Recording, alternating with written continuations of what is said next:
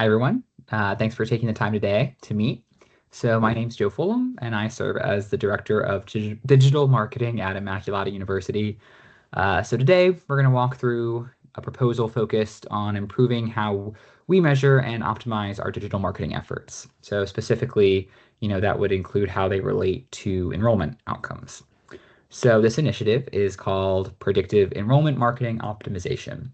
And it's really designed to help us better understand, which of our marketing efforts are actually, driving applications. And ultimately, helping us make a more informed decision about where we invest our time, where we invest our budget.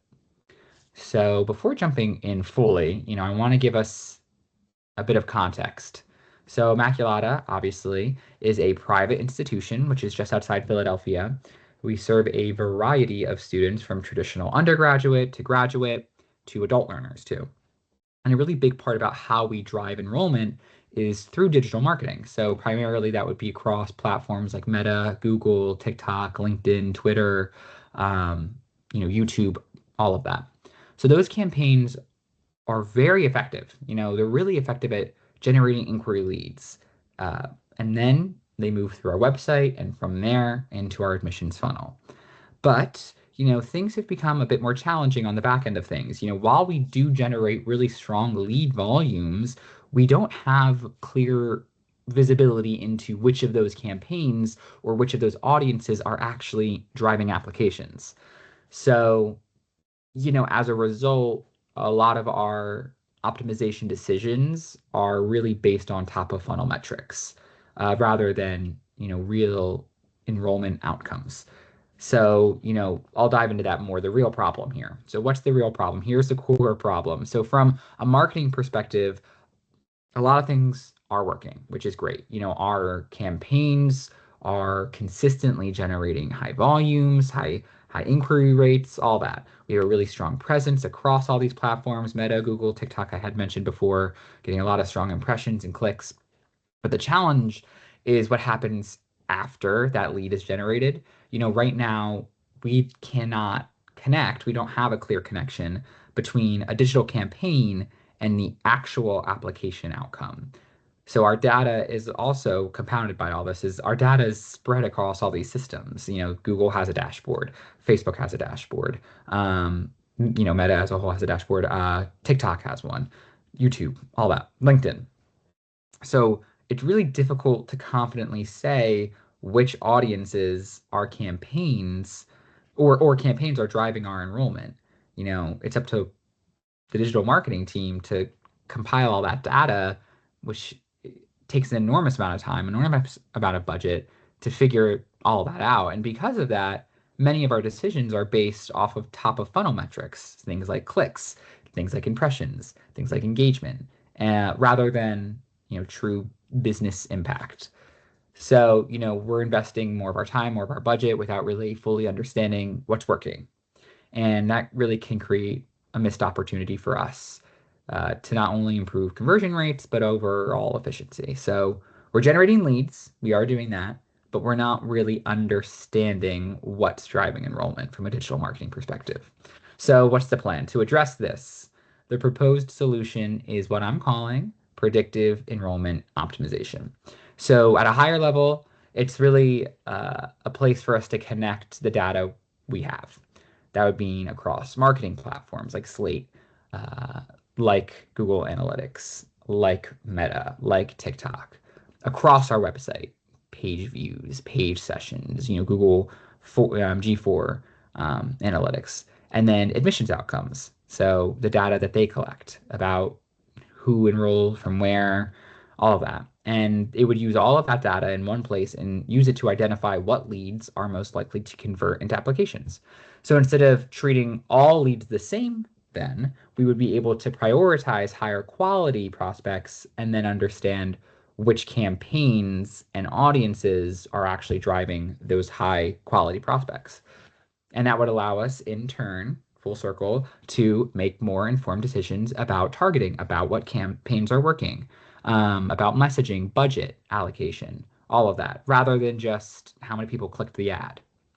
So also something I want to note here is really important is that our goal is not to replace uh, any type of human decision making, right? It's how we better support human decision making with better insight so we can really focus our efforts where they drive enrollment. So, what does success look like for us? Well, there are three primary areas. And the first would be conversion. So right now we estimate that about 8 to 10% of our inquiry leads convert into applications. And if we had better targeting and prioritization, we are aiming to increase that to 12 to 15%. Second is efficiency, as you can see. So if we are focusing on higher quality leads, then we can reduce the cost per qualified lead. And we would be able to then move our budget around and stop funding underperforming campaigns. And finally would be visibility. So this is a crazy one. So less than 30% of applications right now can be clearly linked back to a campaign. And hopefully with this initiative being implemented, we could increase that number to 60 to 70%, which would give us much stronger insight into what's working. So the key takeaway here, and again, really important, I know stakeholders like to hear this, is we're not increasing spend. Okay, we're not increasing our budget. We are just improving how that spend, how that budget is used to better drive our outcomes. So to make this more tangible, here's an example. Hang on, let me get rid of this for everybody. Perfect.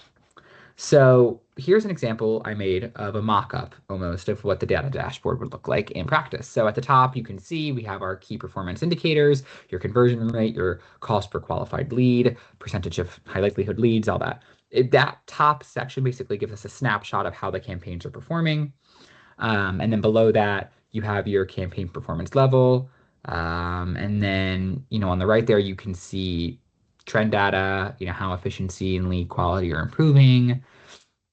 Again, so the point of this dashboard and the real value here is that instead of looking at disconnected data, everything is brought into one place, one view that ties directly to marketing outcomes. So that would allow us to make faster and more informed decisions about where we're allocating our budget and where we're allocating our efforts. All right. So from an implementation standpoint, it's really designed to be practical and low risk. So the rollout would follow a phased approach over 12 weeks. So we'd start with a pilot phase, and that would be the model being applied as to a limited set of campaigns.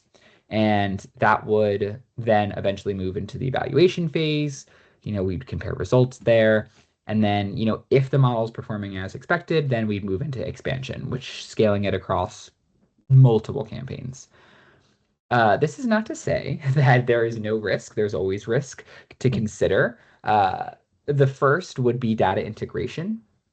So since we are connecting multiple systems, but that would be obviously addressed very early on, And the second is model performance, which, is why validation is built in before full rollout.